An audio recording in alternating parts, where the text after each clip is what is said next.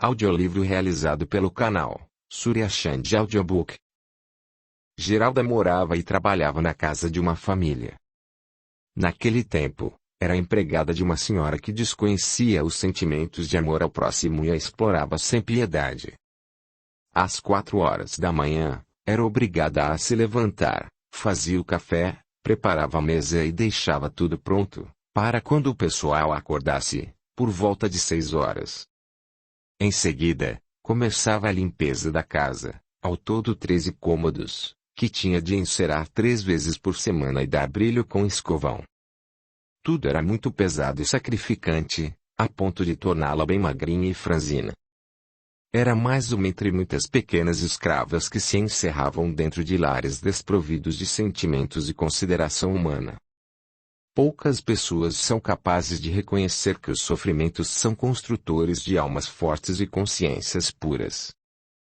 Nesse caso, especificamente, desenvolvia-se a força interior de Geralda. Queria, mais à frente, experimentar situações muito difíceis, compromisso assumido voluntariamente no plano espiritual, para dar suporte a Joaquim, com quem deveria viver no futuro. Inexplicável vazio em seu coração dava conta de que algo ainda deveria acontecer, mas não sabia o que, nem quando, nem onde, ou mesmo se de fato aconteceria. Sentia falta de algo que nunca tivera e nem imaginava o que pudesse ser. Não dava para explicar com palavras. Sentia saudade e não sabia de quem. O tempo angariava recursos, aqui e ali, para promover o encontro dos dois e, distante dali, Joaquim sentia o mesmo. Todos nós sentimos um vazio na alma que nada pode preencher. Há um tempo para isso, pois, nos planos intermediários, entre uma reencarnação e outra, somos preparados para a jornada futura, sempre orientados para fatos que precisarão acontecer para o nosso crescimento espiritual e desenvolvimento da consciência. Nesse momento, uma força magnética emanada de dentro daquelas criaturas, as convocava para um encontro, aumentando o desejo íntimo de realizarem alguma coisa, ainda não definida em suas consciências. Em desdobramentos de ambos, a espiritualidade promovia encontros prévios para uma aproximação inevitável. Quando se encontrassem, sentiriam a mesma sensação de que teriam encontrado finalmente o amor de sua vida. Aquela sensação que acontece com muitos casais. Dentro desse processo de reencontros programados, ambos passariam por vários relacionamentos, com a finalidade de dar-lhes a certeza de que não era o que queriam, que haveria alguém diferente que lhes chamaria a atenção de verdade, que lhes falaria fundo na alma. A vida, contudo, continuava a mesma. Sofrimentos e humilhações se sucediam dia após dia. Uma rotina interminável de imposições e exigências que caracterizavam uma escravidão de fato. Também este fato serviria como importante contribuição para que, intimamente, fosse crescendo nela um desejo de libertar-se daquilo tudo e, em seus pensamentos, ela construía uma nova realidade, sem saber que o fazia. Ao pensar numa vida digna, ficava imaginando como seria bom ter um lar, uma família, ter alegria e um pouco de descanso. Quase todos constroem o seu universo particular somente com imaginações e pensamentos negativos. Esperam, mesmo assim, que Deus pegue esse material negativo e o transforme em construção positiva. E preciso positivar o pensamento para a realidade mudar. Todos deveriam saber que pensar e imaginar significa criar uma realidade em nível espiritual. As pessoas ficam pensando que é Deus quem dá a felicidade, mas não sabem que elas a constroem, dia a dia, pensamento a pensamento.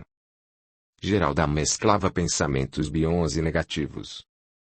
Sua visão da realidade, em parte, atrapalhava uma mudança de atitude mental. Por exemplo, sabia que todos os dias iria ficar com fome, pois a comida era regrada para os empregados. Como assim pensava? Assim ela reconstruía diariamente a mesma realidade de sempre.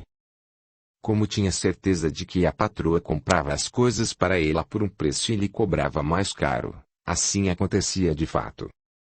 Ela recriava a realidade, tal qual era, ao pensar sempre com o mesmo padrão de pensamento, o que tornava impossível uma mudança. Cada um de nós, a seu tempo, tem de passar por certas experiências. O tempo necessário para aprender o que precisamos aprender, depois a necessidade se extingue. Intimamente, as coisas vão acontecendo do mesmo modo. À medida que a experiência vai se completando em nós, deixando a sua marca útil, na forma de novo caráter, vamos nos sentindo mais fortes para nos livrarmos dela. Geralda, cansada dessa situação, criou uma porta de saída, discutiu com a patroa e, após a alteração, saiu do emprego. Deixando a casa onde servia, dirigiu-se ao local de trabalho do patrão. Quando o encontrou, disse a ele que não trabalharia mais na sua casa. Fora terrivelmente ofendida e humilhada pela patroa e não queria mais permanecer na cidade, por isso estava ali, pedindo que ele a levasse de volta para a roça, onde morava. O patrão concordou e imediatamente providenciou seu retorno à casa dos pais. Uma semana após ter regressado ao lar, conheceu uma nova família que pretendia tê-la como sua colaboradora. Depois de algumas conversas, simpatizaram com ela e a contrataram. Iria morar em Belo Horizonte, capital de Minas Gerais. Seria uma nova experiência para ela. O mais importante era que iria trabalhar como babá, um serviço leve de que certamente ela gostaria.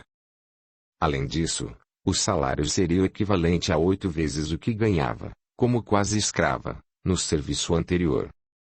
O pessoal parecia ser gente muito boa. Começava a se sentir feliz.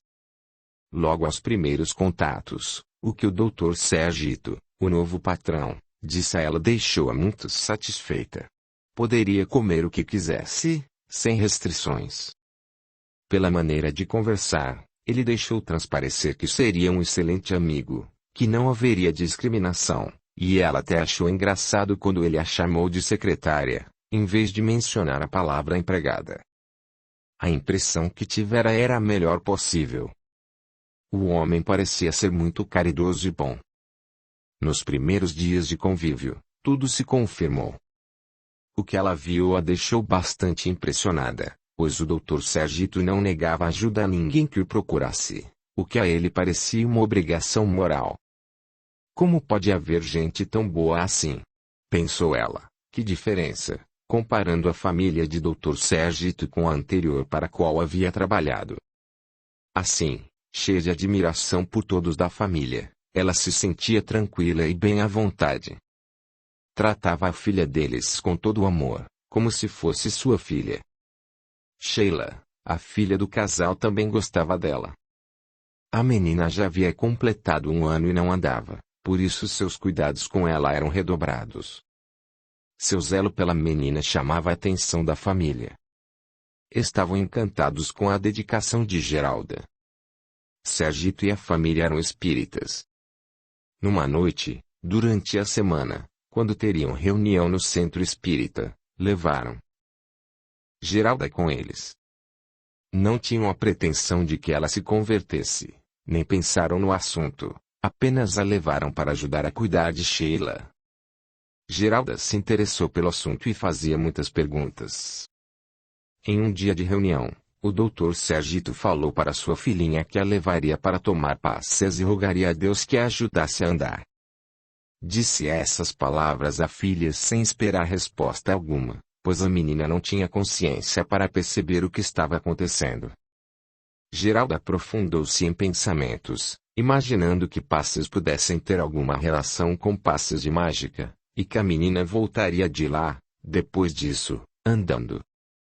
Somente na imaginação dela, pois não tinha conhecimento do que se tratava nem como funcionava o passe em uma casa espírita. Ao final da reunião, a menina não andou e Geralda se sentiu decepcionada, pois esperava que ela saísse de lá andando. Calou-se e, porém, esperaria uma oportunidade para conversar sobre o assunto com os patrões, pois achava que eles estavam muito tristes e decepcionados também. Estranhou, contudo, pois no caminho de volta não era isso que eles demonstravam. Pareciam satisfeitos e confiantes. Aquele episódio passou e caiu no esquecimento. Certo dia, a família se preparava para comemorar o aniversário do pai de Dr. Sergito. Ana e Sheila estavam muito alegres. A menina adorava festas. Apesar do ânimo geral, Geralda teve um pressentimento inexplicável de que a garotinha iria passar mal. Relatando seu presságio ao casal, ela afirmou que poderia ser arriscado, pois ela não teria quem a socorresse, caso acontecesse alguma coisa. Eles perceberam que a moça tinha faculdades mediúnicas, mas nada falaram com ela sobre isso. Também não deram muita importância à intuição dela, pois poderia ser apenas excesso de zelo para com a menina. Alegaram que não poderiam deixar de ir nem de levá-la por causa do avô, que adorava a criança e que ficaria tremendamente aborrecido se ela não fosse. Afinal, a menina era a alegria de toda a família. As palavras de Geralda foram bastante incisivas. Tudo bem. Vocês vão levá-la, mas pelo amor de Deus, tomem muito cuidado com ela. Geralda se despediu desejando boa sorte, e ficou em casa, apreensiva, com aqueles pressentimentos, para ela, inexplicáveis. Com o coração apertado, parecia saber que algo iria acontecer, mas não sabia o que. Não conseguiu dormir. Ficou acesa até eles voltarem. Já passava de meia-noite, quando percebeu o ruído deles chegando. Durante a volta, Sheila começou a passar mal. Ela tremia e se contorcia de um modo que não tinham visto ainda. O pequeno corpo se contorcendo e a boquinha espumando. Era algo muito chocante para os pais, que ficaram perplexos, assustados e terrivelmente abalados com o acontecimento. Perceberam que era um ataque de epilepsia. Choravam copiosamente. Não conhecia muito sobre o assunto, pois não tinham ouvido falar de outro caso na família. Tremiam tanto quanto a menina. Ao se aproximarem de casa, a conversa alta, além do normal, fez Geralda perceber que algo não ia bem. O que será que aconteceu? Pensou ela. Abriu a porta e correu ao encontro deles. Contaram-lhe o ocorrido e a única coisa que veio à mente dela foi esfregar álcool no pulso da menina, para que ela se recuperasse mais depressa, pois ainda estava desfalecida. O cheiro forte do álcool serviu para despertá-la mais depressa. Assim que a situação ficou sob controle, chamaram o Sr. Roberto, o vizinho, que era motorista da única ambulância que havia no bairro. A menina foi levada ao hospital e, depois de receber atendimento de urgência, ficou bem. Como Sheila se recuperou logo após Geralda esfregar o álcool em seu pulso, os pais acharam que Geralda tinha salvado a vida da menina. Não foi bem isso que aconteceu, mas certamente suas energias amorosas contribuíram para uma considerável melhora na saúde da garotinha. De qualquer forma, os pais nutriram, daquele dia em diante, um sentimento de eterna gratidão a Geralda. Certamente a bondade e o amor fazem bem às pessoas, pois Geralda parecia sempre muito alegre, talvez pela sua simpatia e amabilidade para com os outros. Seu semblante aparentava alguém feliz e isso a tornava ainda mais bonita. Além da simpatia dos donos da casa por Geralda, os rapazes que moravam nas redondezas começavam a olhá-la de modo interesseiro. Afinal, além de bonita e simpática, ela tinha graça.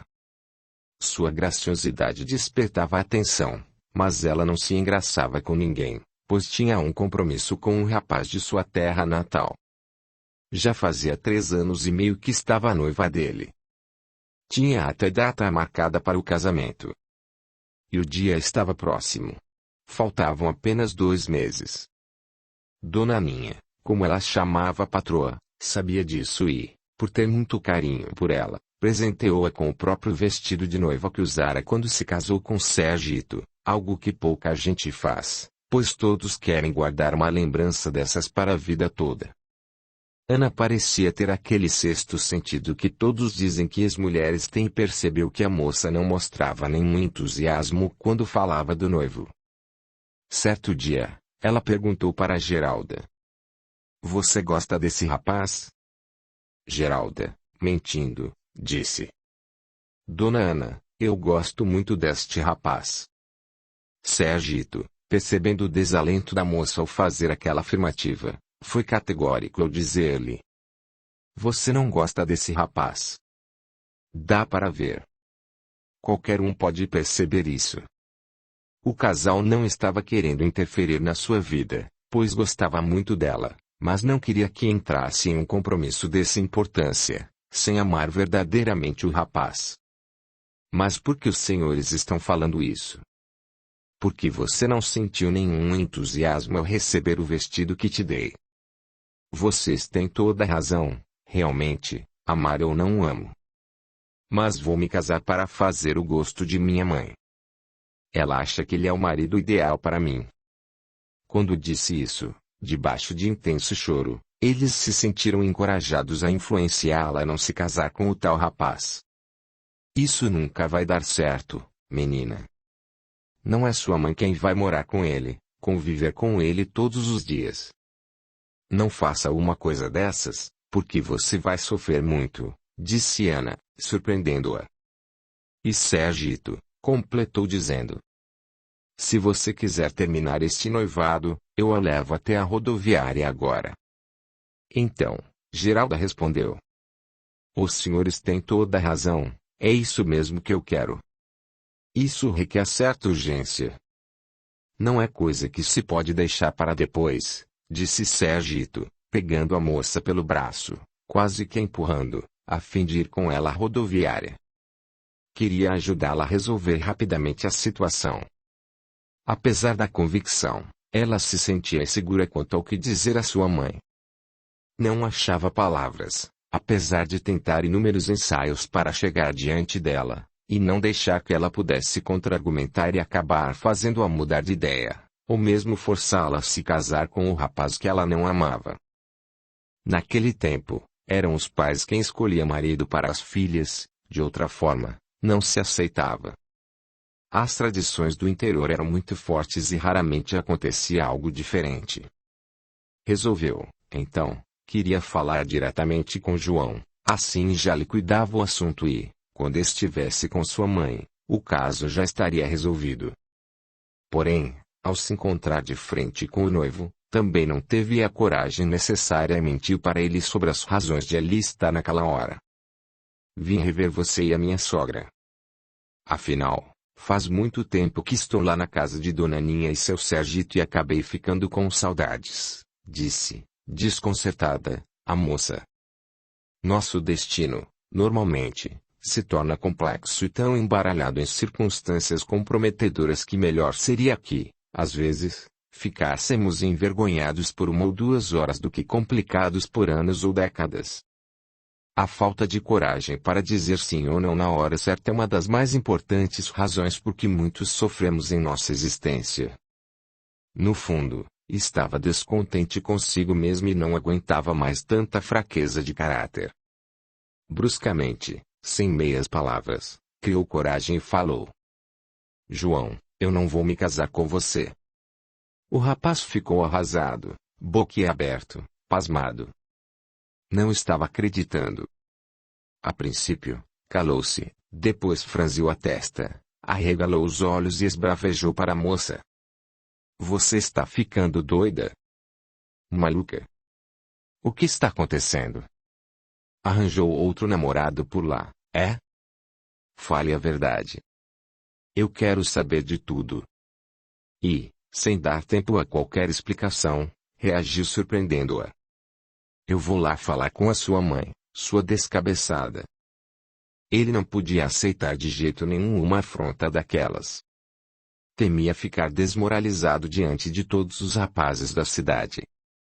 E não se continha de vergonha, só de pensar na humilhação pela qual teria de passar. O costume era esse. A atitude era grave mesmo para aquele tempo. Família nenhuma aceitava assim, sem mais nem menos, uma coisa dessas, sem criar um tremendo quiprocó. João chegou à casa da mãe de Geralda. Apesar de tudo, gostava de Geralda e sentia profundamente o golpe de desfazer o noivado assim, tão de repente, quando tudo parecia bem e o casamento estava tão próximo. Em prantos, dirigiu-se à mãe dela, pedindo que falasse com ela, para que mudasse de ideia. A mãe tentou argumentar dizendo que, se ela não se casasse com João, não se casaria com ninguém. Geralda, que estava disposta a tudo para pôr fim a uma farsa sustentada a mais por causa de sua mãe, inclusive pelo confronto, reagiu até um tanto agressivamente. Se a senhora gosta tanto dele, então se case com ele. Até aquele dia, Geralda jamais havia respondido à mãe daquela forma. Mal terminara de dizer aquilo, ela recebeu um tapa no rosto e foi com tanta força que a fez rodopiar. Meio desnorteada, ela foi de encontro à prateleira da cozinha, onde se desenrolava a conversa. Chocada com a violência da mãe, não pronunciou nenhuma palavra. Aquele acontecimento selara de vez a sorte do casamento. Estava tudo acabado. Pegou seus pertences, a pouca roupa que tinha, colocou em uma malinha e saiu com destino à rodoviária. Voltaria a Belo Horizonte. Não se casaria mais e aparentemente perderá a mãe para sempre. Sua vida tomara outros rumos. Sua cabeça parecia girar, mas apesar de ter pensamentos confusos, sentia-se aliviada. Por 10 anos não voltaria à sua terra natal. A dinâmica da vida é algo admirável. Chegando a Belo Horizonte, vê várias coisas acontecendo com a família de seu patrão, a começar pela promoção com que Dr. Sergito fora agraciado, devendo ir trabalhar na Espanha por um período de 4 anos e, certamente, iria com toda a família. Geralda foi convidada por ele a acompanhá-los, mas ela não aceitou. O destino a convidava inconscientemente a permanecer em Belo Horizonte. Capítulo 18. O encontro do casal. Estava Joaquim morando em Belo Horizonte, a bela capital mineira, e, em um belo dia, decidiu levantar-se mais cedo com o propósito de viajar até Nova Serrana, cidade não muito distante, onde pretendia arrecadar algum dinheiro, sempre tendo como ideia principal trapacear alguém. E assim o fez.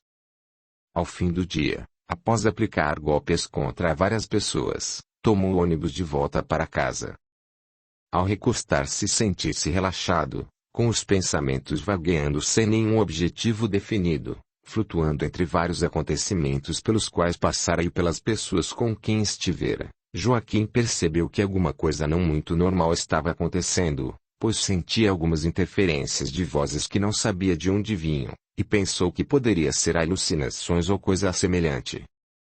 Havia a influência de amigos espirituais que, naquele momento, tinham a intenção de ajudá-lo a dar uma guinada de 180 graus em sua vida, pois se aproximava o tempo de dar início às atividades previamente combinadas na dimensão espiritual. Queriam evitar que seu caráter se tornasse irreversível nesse momento e o impedisse de cumprir sua etapa de recuperação, já programada.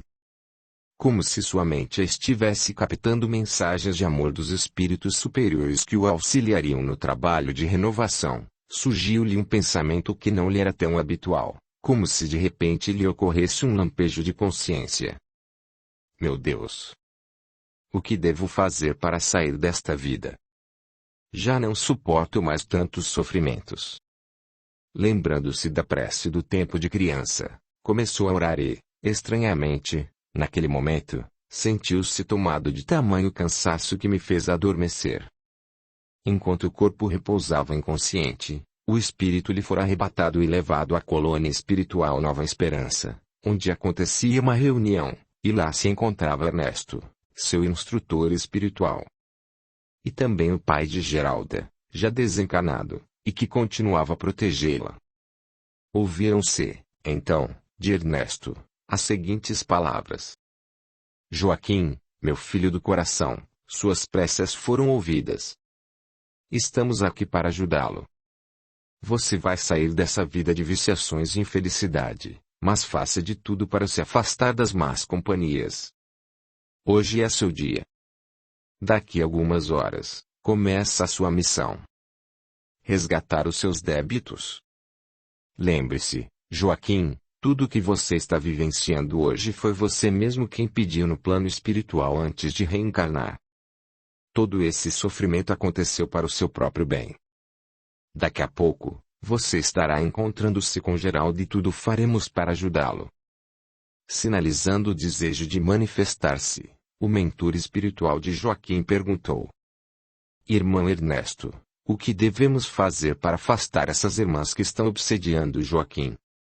Ernesto respondeu: Vamos criar um cordão fluídico de proteção na atmosfera espiritual em torno de Joaquim. Esse cordão vai funcionar como um escudo e manter afastadas essas irmãs que, infelizmente, já se encontram com o corpo perispiritual bastante prejudicado. Observem a região do sexo, como se acha deformada. Isso foi causado pelos seus desequilíbrios sexuais. O mentor perguntou: Esse cordão não pode ser quebrado? Ernesto respondeu: Sim, mas Joaquim está receptivo, e o escudo funcionará como uma proteção impenetrável, até que se dê o encontro com Geralda. Nesse lapso de tempo, as nossas irmãs terão seu magnetismo desviado e temporariamente não poderão exercer sobre ele a atração que sempre exerceram. Após o encontro com Geralda, esse vínculo mais direto se romperá e nós somente faremos o acompanhamento à distância, observando, inspirando e apoiando. A partir daí, os acontecimentos ficarão por conta deles. Afinal, nós não podemos ultrapassar os limites do livre-arbítrio do casal. Diante da impossibilidade de atingi-lo diretamente, usarão de todos os recursos na direção do seu irmão, com o intuito de interferir na união do casal. Joaquim vai sofrer muitas difamações, calúnias e tudo farão para prejudicá-lo, até que consigam o seu intento. Vamos estar apostos para ajudar, juntamente com o pai de Geralda, que daqui irá monitorar e influir no processo de proteção, em relação ao que não for deliberadamente construtivo para o casal. Sua principal contribuição será uma manifestação em sonho. Ele vai aparecer para ela em sonho dizendo para seguir Joaquim, pois ele é o homem da vida dela. Quando Joaquim acordou, não se lembrou do sonho, mas sentiu uma emoção muito forte em seu coração. Uma alegria incontida tomava conta de seu ser, sentia-se como se aquele fosse o dia mais feliz de sua vida e, bem baixinho, começou a cantarolar uma canção. Procurei você por toda a cidade, mas infelizmente não encontrei. Então vou voltar para minha cidade. Quero encontrá-la e é tudo o que deixei. Eu quero encontrar os mesmos montes, as mesmas fontes, que lá deixei. Eu quero encontrar a paz sobre o futuro. Meu amor, eu juro, eu te encontrarei. Procurei, mas agora eu te encontrarei. Repentinamente, despertou-se em Joaquim uma enorme saudade, uma melancolia tão profunda. Formou-se um vazio imenso em seu coração, que o levou a pensar: Meu Deus! Hoje é o dia de Ano Novo e eu já faço 19 anos. Preciso encontrar alguém em quem possa confiar, para amar e, quem sabe, até me casar. Já eram 8 horas da noite. Joaquim estava em casa, no bairro pobre onde morava. A cozinha encontrava-se literalmente vazia, não havia nada para comer. Ele se sentia faminto e exausto.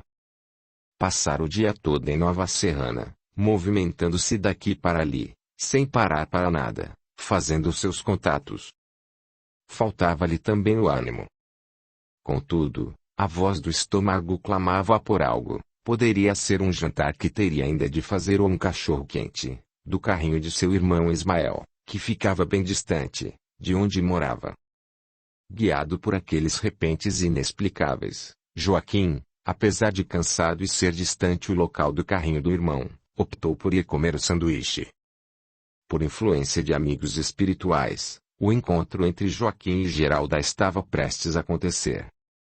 No mesmo instante em que chegou e cumprimentou o irmão, chegou também uma linda moça, jovem, sedutora e irresistivelmente atraente.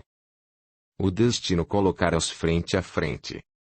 Era o primeiro encontro entre eles, conforme programação e planejamento da espiritualidade.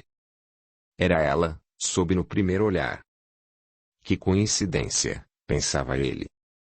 Justamente hoje que eu pensei em me casar aparece este anjo assim, De repente, um cachorro quente, por favor, pediu a moça.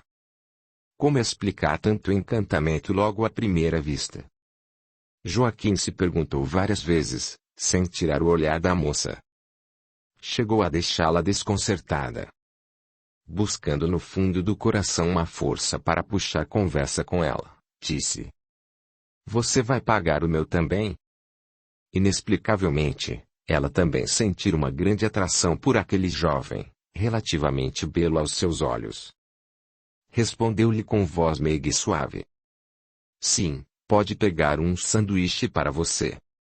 Com aquela fome, Joaquim pegou o sanduíche, admirou-o como a um banquete, com os olhos esfomeados e, virando-se para a moça, predispôs-se a continuar a conversa. A mesma coisa fez ela, que desejava o mesmo. Os olhares se cruzaram, uma paixão incrível fez o coração dos dois palpitar e se encher de emoção. Não queriam perder a chance de se conhecerem melhor. Com educação e cortesia, perguntou-lhe o nome. Geralda, respondeu, estendendo-lhe a mão. Muito prazer, Joaquim, respondeu ele. Parece que já nos conhecemos há muito tempo, disse ele. Eu também tenho essa impressão, confirmou ela. De onde será que eu te conheço? Fizeram aquele gesto característico de dúvida, tentando lembrar, mas nada lhes veio à mente. Joaquim parecia não só conhecer Geralda há muito tempo, como também sentiu, naquele instante, que exerceria domínio sobre ela, tal a facilidade com que ela confiou nele, desde o primeiro instante em que se viram. Sem perda de tempo, Joaquim foi logo convidando Geralda para dar um passeio com ele, com o que ela prontamente concordou, movida por uma atração irresistível. Foram até o centro da cidade, que não ficava muito distante. Era dia de Ano Novo.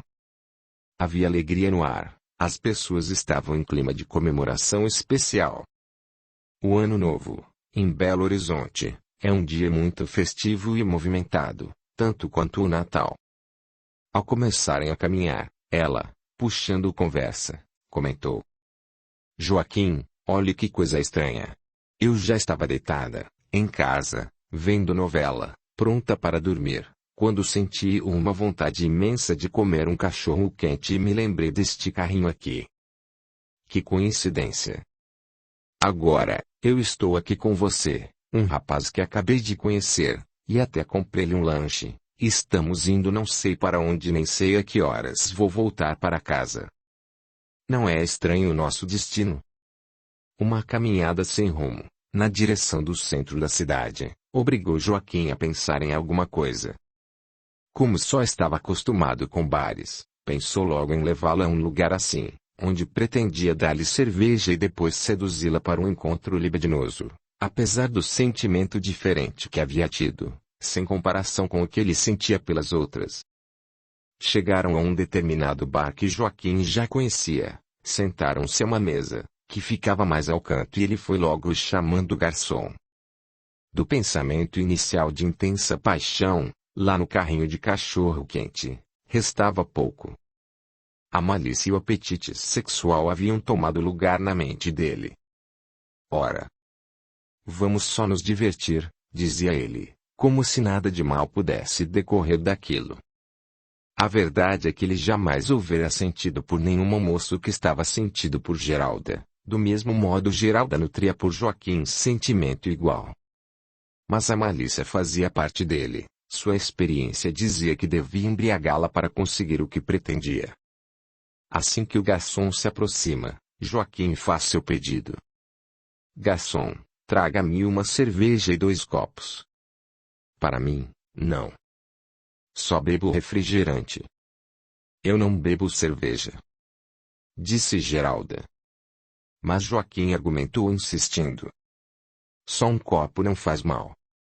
Geralda retrucou com seriedade. Eu nunca experimentei essa bebida. Ele contra-argumentou dizendo. Hoje é dia de festa. Depois, vou levá-la até a discoteca, para você ver que coisa mais linda. Beba só um pouquinho para ver como é bom. Geralda bebeu só um gole. Ela nunca fizera aquilo, Foi a primeira vez. Ele continuava com a intenção voltada para o sexo e pretendia levá-la a um motel, em vez de discoteca. O momento era oportuno. Ele viu que, pela falta de maldade da moça, talvez fosse fácil levá-la. A porção do petisco que ela comeu e o gole de cerveja que tomou causaram-lhe mal-estar. Era marinheira de primeira viagem. Um mal-estar maior chegou com refluxo, e ela vomitou na camisa e nos sapatos dele. Geralda sentiu-se terrivelmente envergonhada. Depois do exame, ela baixou a cabeça e assim permaneceu por todo o caminho. Chegaram, finalmente, à portaria do motel. Joaquim já conhecia bem o ambiente. Era um local que costumava frequentar. Apesar do sentimento puro que havia sentido por Geralda no primeiro momento em que a conheceu, não sabia se iria vê-la mais e o que ele queria naquele instante era fazer sexo, conforme ditava o seu instinto animal. Quero a chave do 18, falou ele, jogando o dinheiro sobre o balcão onde ficava a recepcionista. O troco é seu, Geralda. Coincidentemente, este era o nome da recepcionista também. Com a desculpa de lavar a camisa e se limpar, bem como de dar a ela a oportunidade de se recuperar, ele a convenceu a entrar sem muita resistência. Depois dos cuidados iniciais com a limpeza, já sem camisa, aconchegou-se a moça e, com certo ar de dominação, lançou-se sobre ela, que reagiu prontamente. Você disse que ia me levar a uma discoteca. O que está fazendo comigo? Seu estado de espírito era o de uma pessoa que se achava sob influência espiritual, e se achava mesmo, porquanto, depois que ela gritou fortemente, ele percebeu o que estava fazendo, sentiu-se terrivelmente arrependido e recuou. A voz de Geralda gritando, calou fundo na alma do rapaz, que sentiu um impacto jamais sentido. Acostumado a fazer sempre o que queria, ficou paralisado. Nu e desorientado como se tivesse acordado de repente, sentiu-se muito envergonhado. Naquele momento, Joaquim foi envolvido em energias sublimadas para não levar avante o ato de estupro que planejara desde o início do encontro com Geralda. A pobre moça, seminua, fora quase totalmente despida com violência, chorava e tremia. Era virgem e se assustara muito com o comportamento de Joaquim. Intenso impacto de arrependimento tomou conta dele, que também se pôs a chorar. Na verdade, ele nunca estivera com uma virgem. Então, confessou a ela: Geralda, perdoe-me. Eu não sabia que você nunca tinha se entregado a um homem. Todas as mulheres com quem eu estive não eram mais virgens. Agora, sei o que você está sentindo e estou me sentindo muito mal pelo modo como agi com você. Perdoe-me, pelo amor de Deus.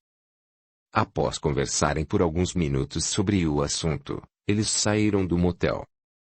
Joaquim levou Geralda até a casa onde ela morava. Envergonhado com sua atitude, antes de se despedir, novamente pediu mil desculpas a ela. Chegando a casa, não conseguiu dormir, ficou a noite toda pensando em tudo que havia acontecido entre ele e Geralda. Foi a noite mais longa de sua vida. Não conseguia se esquecer de Geralda. Ficava imaginando se ela iria querer vê-lo de novo. Só de pensar na possibilidade de ela não querer vê-lo, batia-lhe um desespero terrível. Esse pensamento o deixava inquieto e produzia-lhe uma forte pressão no peito, sentimento de uma pessoa que está amando. Mal amanheceu e ele foi procurá-la. Sabia que ela saía cedo para comprar o pão, pois morava na casa onde trabalhava.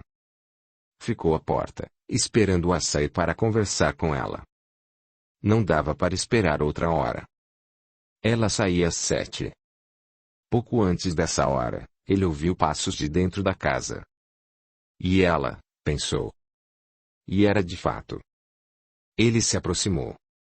Ela, muito assustada, manteve-se a certa distância. Reação normal para quem tinha vivido aquela constrangedora experiência na noite anterior. Para quebrar o gelo, ele exclamou: Oi. Oi, respondeu ela a saudação. Então ele disse: Geralda, eu vim aqui pedir desculpas pelo que fiz. Estou arrependido até a alma. Perdoe-me. Como era muito cedo, havia certo silêncio no ar, comum nas manhãs ainda em penumbra. As vozes dos dois chamaram a atenção da patroa de Geralda, que foi ver o que se passava. A patroa não costumava ser bem-humorada com estranhos e zelava por Geralda, atitude comum quando alguém traz uma empregada do interior.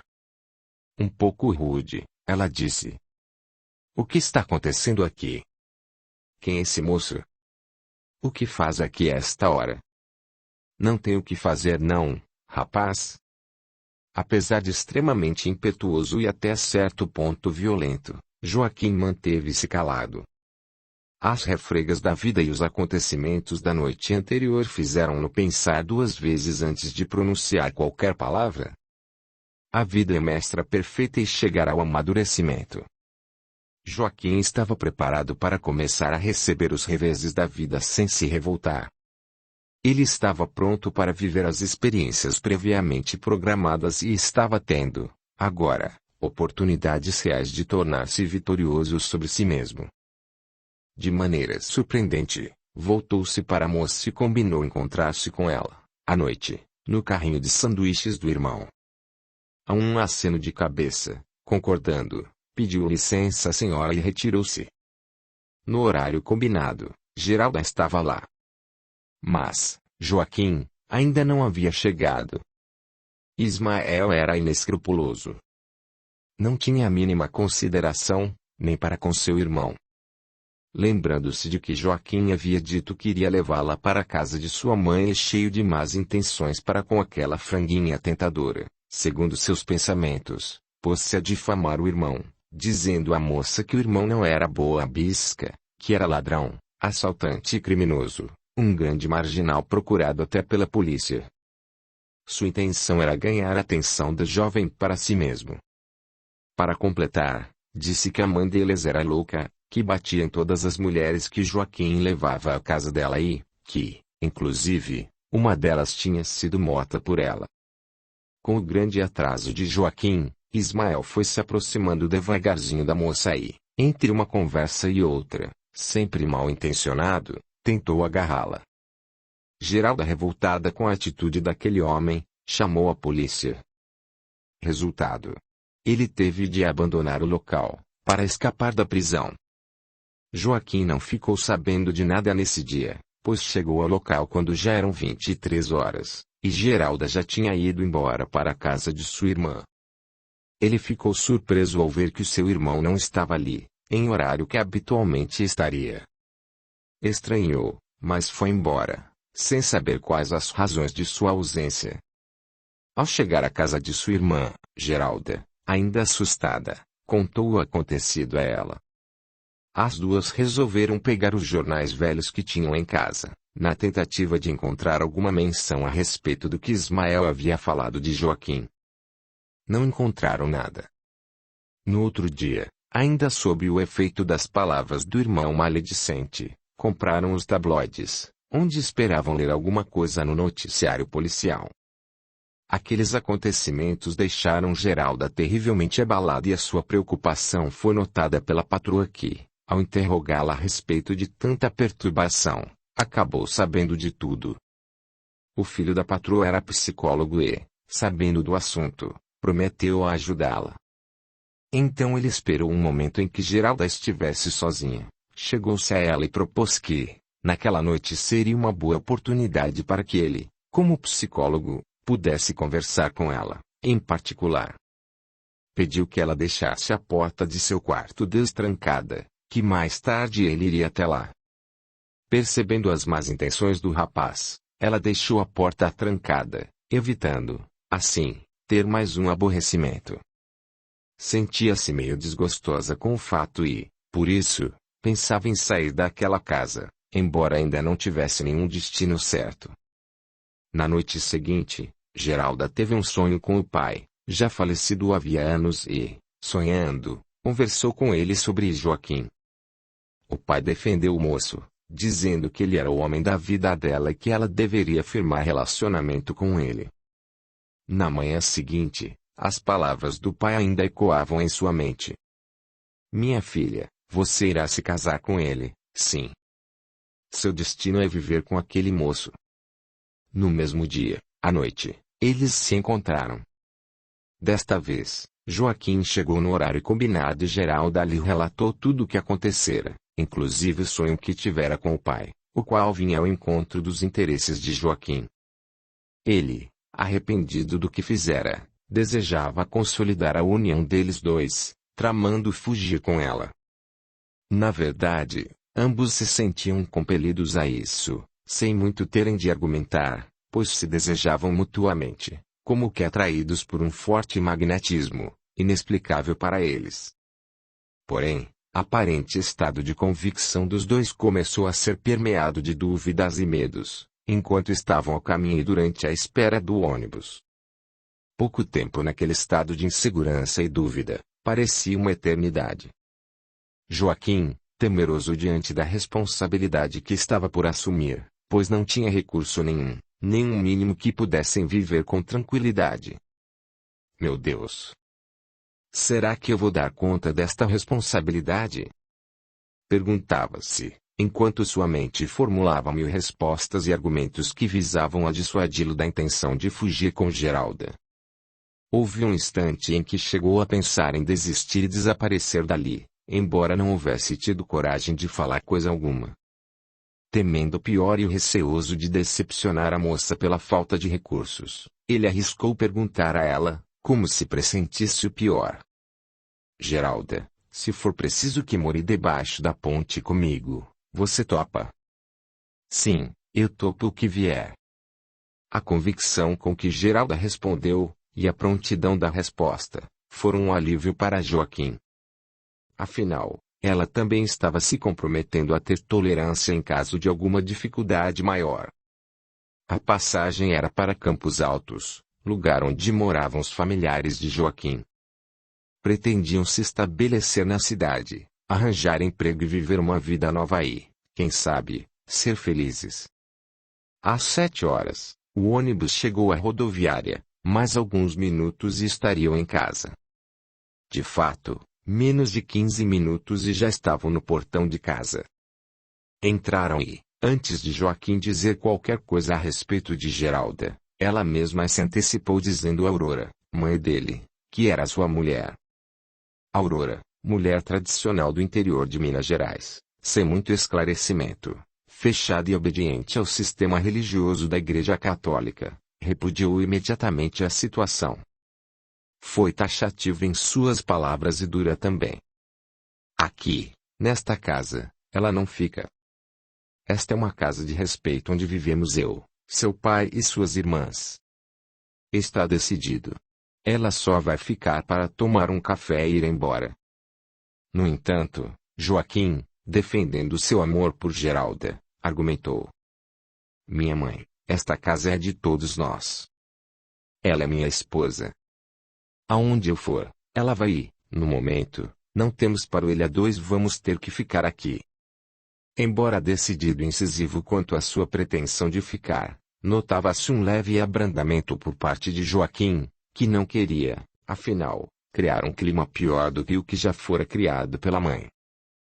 Audiolivro realizado pelo canal Surya Chand Audiobook.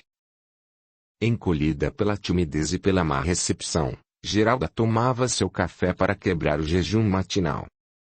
Num canto, no cômodo contíguo, de frente para uma porta onde avistavam Geralda, falando baixo para tratar do delicado assunto, Joaquim inventou que a moça era filha de um rico fazendeiro, tentando despertar o interesse da mãe e modificar o tratamento dela para com a moça. Quando Joaquim fala para a mãe que a moça era de família rica, Aurora recua em sua decisão e pensa melhor na possibilidade de conseguir vantagens. Aurora era interesseira, ou agia assim pela total pobreza com que a vida sempre lhe castigara. A seu ver, retendo e avaliando melhor a ideia, Aurora pensava. Quem sabe esta não vai ser a nossa salvação?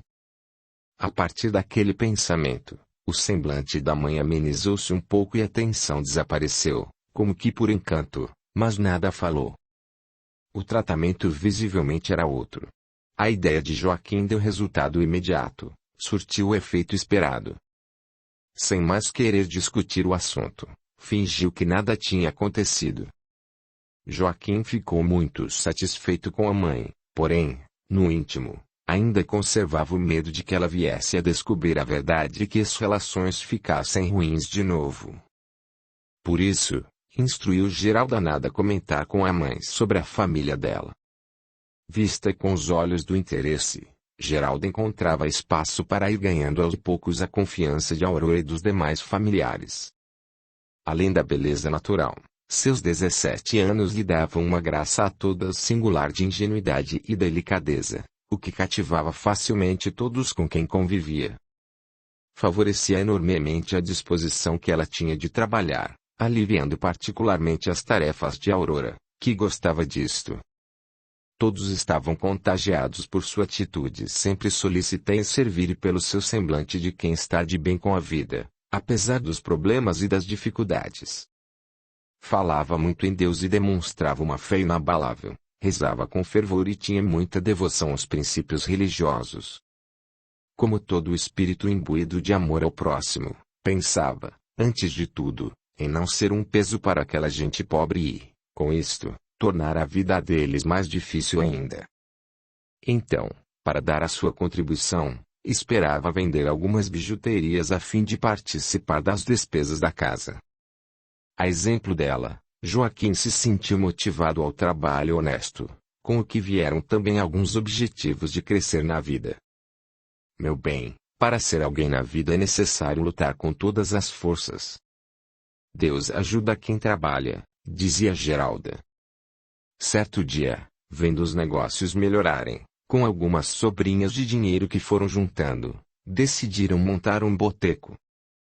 Depositavam nesta ideia a esperança de melhorarem de vida, a exemplo de outros na cidade, que tiveram um começo igual e já haviam alcançado certa prosperidade. Tudo ia muito bem. Geralda tinha muitas habilidades para lidar com os fregueses, mas por outro lado, Joaquim não estava nem um pouco acostumado com as facilidades que inevitavelmente foram aparecendo. Começou a beber novamente. A princípio, desculpava-se dizendo que só beberia um pouquinho, que Geralda não precisava se preocupar. Mas, aos poucos, foi aumentando a quantidade e a cada dia bebia cada vez mais, tornando-se, muitas vezes, inconveniente e intolerável. Voltou a jogar e assemelhava-se a alguém que estivesse embriagado com a boa situação que o boteco lhes proporcionava. Joaquim não estava preparado para melhorar de vida. A esposa preocupada chamava-lhe a atenção e lhe agredia verbalmente. Sob o efeito da bebida, droga aceita socialmente, mas tão danosa quanto as que não têm aceitação social, ele ficava extremamente impertinente e ciumento. Geralda não podia nem olhar para o lado que ele julgava estar dando bola para outros homens e, em casa, agredia a mulher. Assim que passava o efeito da bebida, Joaquim se mostrava altamente arrependido pelo mal que havia feito e dizia que a esposa não merecia ser tratada daquela maneira. Naqueles momentos em que bebia, Joaquim atraía para si uma legião de espíritos alcoólatras, entre eles muitos inimigos do passado que queriam, de todas as formas, utilizarem daquela ocasião para prejudicá-lo.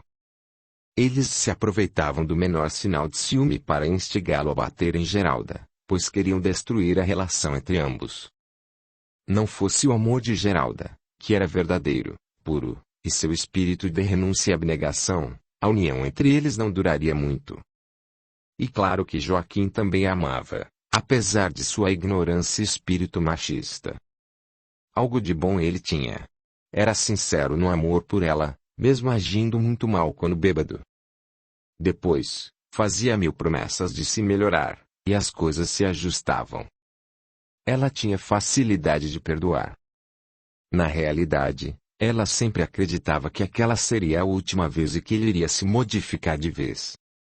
Um dia, Geralda se aproximou do esposo e disse: "Meu querido, eu estou grávida." Joaquim, tomado de grande emoção com aquela notícia, disse: "Meu amor, esta notícia me deixou muito feliz." Eu lhe prometo que a partir de hoje vou mudar de vida, quero fazê-la feliz. Como a família está aumentando, vamos ter que construir uma casinha para nós três. Os primeiros dias depois daquela notícia foram tranquilos e ele realmente procurou fazer de tudo para não magoá-la. Decorridos 3 meses, parecia ter esquecido tudo e suas brutalidades voltaram a acontecer. Um dia, após jogar a noite inteira e beber em excesso com os amigos, chegou em casa além de bêbado, totalmente dominado por seus inimigos desencanados querendo ter relação sexual com Geralda. Naquele estado, e à força, foi naturalmente rejeitado por ela. Ele a espancou a ponto de fazê-la desmaiar. De tão bêbado, dormiu, enquanto ela continuava desmaiada num canto do quarto. Depois de alguns minutos, Geralda recuperou os sentidos. Levantou-se, lavou o rosto para se recompor e tentou ajudá-lo a se levantar, pois Joaquim também se encontrava caído no chão. Apesar de tudo, ela não o culpava. Culpava a bebida e tinha a esperança de que um dia ele iria abandonar aquele vício. Ela o amava muito e por isso tratava-o com todo carinho, e queria cuidar dele. No íntimo, ela sabia que ele não era uma pessoa má. Geralda pensava que eram as más influências dos amigos de Joaquim. Ela nem podia imaginar que todas aquelas dificuldades pudessem ser as influências de seus inimigos invisíveis. Quem trabalha em comércio sabe que, às vezes, é preciso sair atrás dos devedores para receber alguma dívida. Certo dia, Joaquim saiu com Geralda a fim de receber alguns créditos já vencidos de seus clientes. Um desses devedores, ao ser cobrado, ficou intensamente irritado com ele, ofendendo-o, negando a dívida e recusando-se a pagá-la. O pai do homem devedor, percebendo o tumulto das vozes alteradas, foi logo tomando as dores do filho, dizendo que Joaquim era um desaforado, até chamou de ladrão. E tirou a peixeira da bainha e o ameaçou, chegando inclusive a dar umas estocadas na direção dele, que saltava para trás. Cega pelo medo de acontecer um crime contra Joaquim, Geralda se interpôs entre eles, empurrando-os um para cada lado. No momento em que tentava afastar os dois, foi violentamente atingida pelo oponente de Joaquim com uma pedrada. Diante de tudo o que estava acontecendo ali, pelo seu envolvimento emocional e pela agressão sofrida, Geralda corria grande risco de perder o bebê. Por sua vez, Joaquim mostrava-se tão chocado com a situação que certa paralisia tomara conta dele. A agressão era realmente de alto risco. Aos gritos, Geralda preveniu-o. Joaquim, corra. Afaste-se daqui. Ele vai matá-lo. Assim, ela conseguiu causar-lhe um choque e fazê-lo perceber a gravidade do risco que corria. Ele, então, viu que ela sangrava pela pedrada que levou. Um ódio profundo e mortal tomou conta dele, que, valendo-se de uma pedra maior ainda, agrediu violentamente o seu oponente na perna, causando-lhe ferimento, que sangrava bastante. Quem poderia imaginar que apenas uma cobrança pudesse terminar assim de modo tão violento? Pois coisas piores estavam ainda por vir. Não devemos usar de violência contra nosso próximo e, se alguém se recusa a pagar uma dívida, procure refletir um pouco mais sobre a vida e tenha certeza de que nada nos acontece por acaso. Tudo tem uma razão de ser e, se hoje não vemos a causa, procuremos esta em nosso passado. No conflito, quando Joaquim passou a agredir, também perdeu, do ponto de vista espiritual, a chance de se ver livre de um débito do passado e de se libertar desse tipo de envolvimento. Assim que ele virou a esquina, o homem chamou a polícia. Um policial, parente dele, tomou ciência do fato do ponto de vista do queixoso e, sem ouvir Joaquim, foi até a casa dele e o prendeu por agressão. Revoltado com a injustiça, pois o policial apenas ouvira uma das partes envolvidas, Joaquim pensava 1000 coisas, todas ruins. Ajudado pelos inimigos invisíveis, ele pensou em se suicidar. Estava profundamente magoado com o policial e odiando terrivelmente o homem que lhe devia. Não quis pagar a dívida e ainda agrediu sua mulher. No invisível, Os inimigos festejavam, davam gargalhadas e instigavam-no ao suicídio. Diziam: isto é humilhante demais. Você não vai sair daí. Pegue o lençol, faça uma corda com ele e se pendure na grade da cadeia.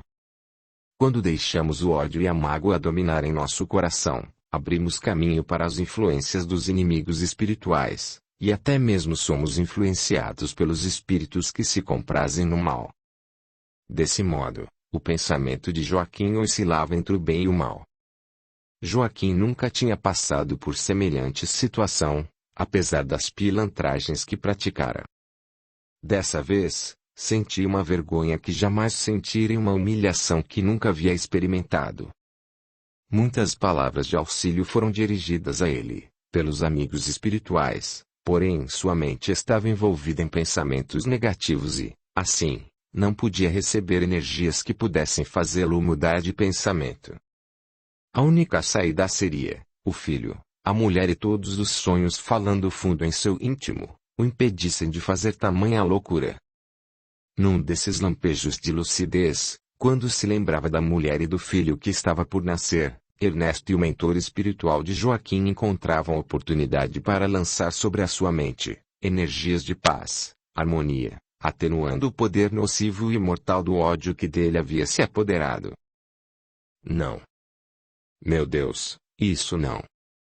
Eu não posso fazer isso. O que será de meu filho e da minha querida esposa? É covardia fazer isso com eles. Nesse ínterim, chegaram à cadeia Aurora e Geralda, para uma visita.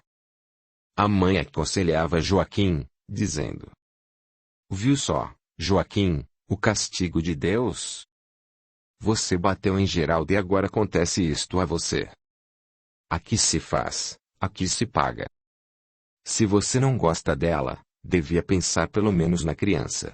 Quando a maltrata, está maltratando a criança também.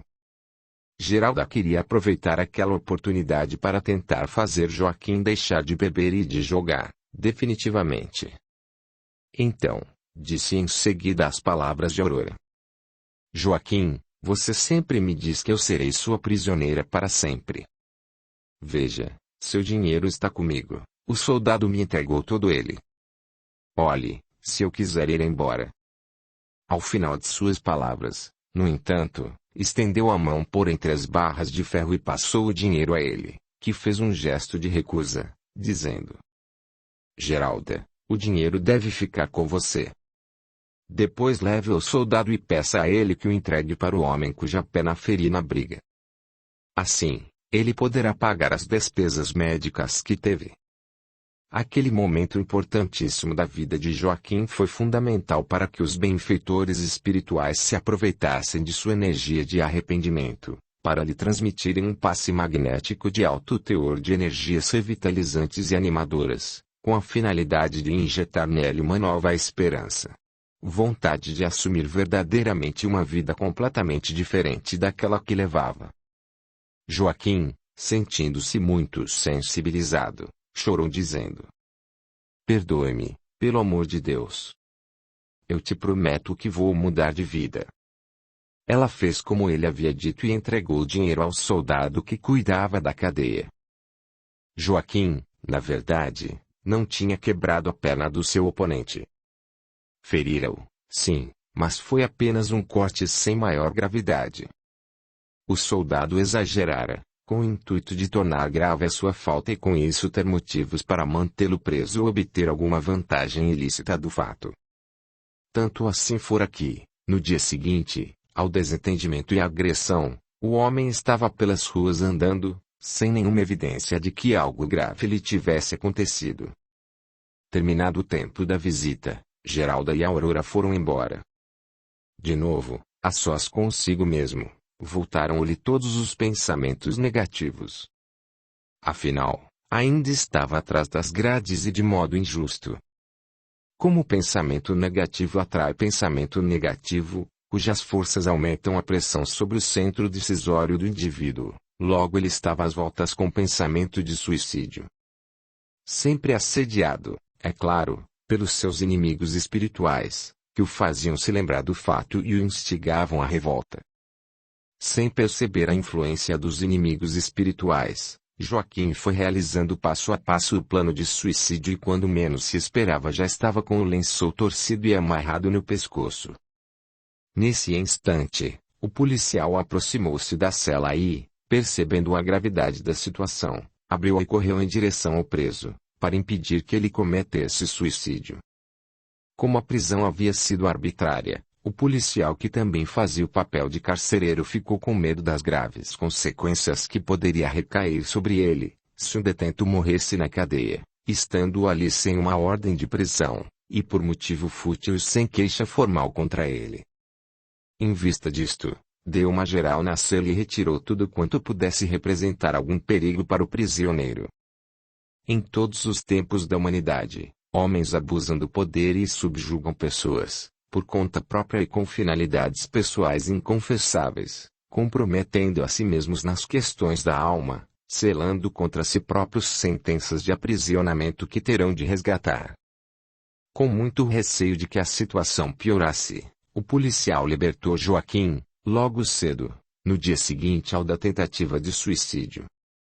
Sob severa advertência de que não se metesse novamente em discórdia com o primo, para não se complicar ainda mais, entregou-lhe seus poucos pertences que retivera por ocasião da prisão. Saindo dali, Joaquim tomou o único e possível caminho e foi direto para casa. Ao invés de ser bem acolhido pela mãe, ela, ignorante ainda, foi logo adotando um tom de severidade para com ele, condenando-o. Era só o que me faltava, meu filho. Você ser preso por causa de briga de rua.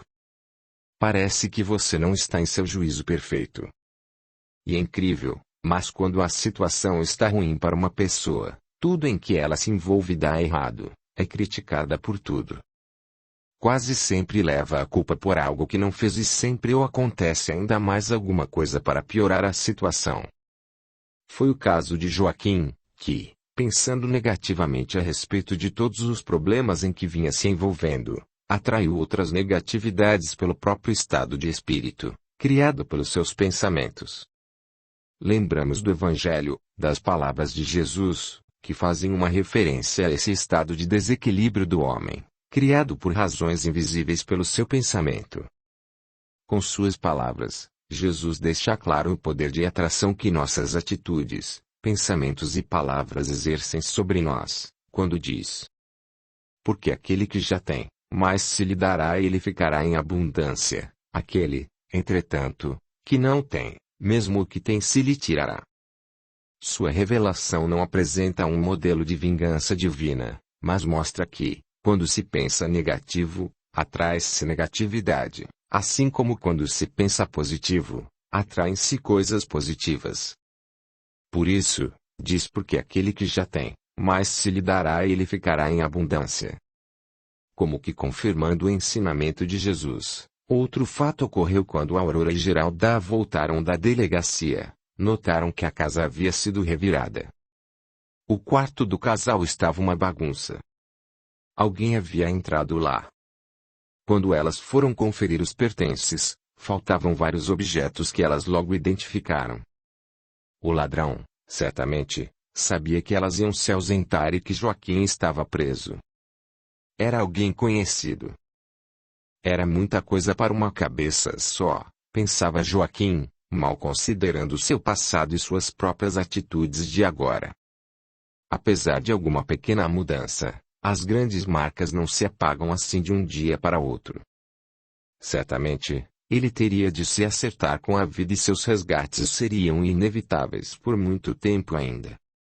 Como a vida tem de prosseguir, o casal acreditou que mudando de cidade, as coisas tomariam outro rumo, e acabaria todo aquele tormento. Joaquim e Geralda decidiram ir para outro lugar. Carmo da Cachoeira foi a cidade escolhida, onde Joaquim tinha um primo que, conforme esperavam, poderia ajudá-los. Não sei se por falta de maturidade, de experiência ou de um pouco de malícia mesmo, eles estavam absolutamente confiantes e nem se preocuparam em fazer qualquer outro tipo de contato com o primo a respeito do assunto. Juntaram o pouco que tinham traço roupas surradas, desgastadas pelo uso, no entanto bem remendadas e limpinhas, e colocaram tudo dentro de um saco, como era costume no interior, entre aquela gente humilde que nem mala possuía. Tomaram carona no caminhão que levava trabalhadores para a zona rural dos cafezais e pararam à beira da estrada, onde passaria o ônibus que os levaria a Carmo da Cachoeira. No caminhão, todos eram conhecidos. A turma que trabalhava na roça de café era principalmente formada por mulheres e algumas delas já haviam namorado Joaquim. Começou, então, aquele fuxico ao pé do ouvido, que se transformou em risinhos e depois virou gargalhadas, sempre com um olhar furtivo em direção a Joaquim e a Geralda. Por fim, estando os dois já bem constrangidos com tal zombaria, sofreram mais um desgosto. Uma das moças, despeitada por ver o casal abraçadinho, dirigiu-se a eles, em tom de sarcasmo, para fazer gracinhas para as outras. Olhem o casalzinho em lua de mel. Vejam só a trouxinha de roupas que eles levam. Estão indo para a Europa. Se a viagem no caminhão fosse mais longa, a ofensa não ficaria de graça. Felizmente, o trecho não era muito longo e logo desceram no ponto desejado. Chegando o ônibus, eles entraram, procuram um lugar e sentaram. Iam começar uma nova vida, pelo menos assim ansiavam. Geralda, principalmente, esperava que Joaquim deixasse para trás os vícios de bebida e jogo, já que os colegas tinham ficado para trás. Joaquim contaria com o apoio do primo para começar alguma coisa e se reerguer. Chegando à cidade escolhida, dirigiram-se à casa do primo. Ele não estava mais lá. Já havia saído de casa há fazia tempos, como sempre o acontece com a maioria dos homens no interior, à procura de emprego em cidade grande. A tia de Joaquim deu muitas desculpas, fazendo 1000 alegações, dizendo que não poderia recebê-los em casa nem ajudar com nada, pois estavam sem dinheiro e passando dificuldades. Foi um choque, mais uma decepção intensificando as muitas que tinham acontecido em pouco tempo. Parecia que uma nuvem negra pairava sobre os dois. Nada dava certo. Começou a bater um desespero, principalmente em Joaquim, não muito ligado a questões espirituais ou religiosas e de fé ainda muito pequena. Porém, Geralda, fortalecida na fé, tinha confiança em Deus e a esperança em dias melhores. Depois de se sentarem em um banco da praça, meio desiludidos com a vida, Joaquim decidiu tomar um ônibus para Lavras, no sul de Minas, à procura de outro parente. Quem sabe se estaria melhor que a sua tia. E assim fizeram, tinham de tentar. Na família, ninguém era rico. Nem ao menos tinham situação razoável. Todos eram pobres,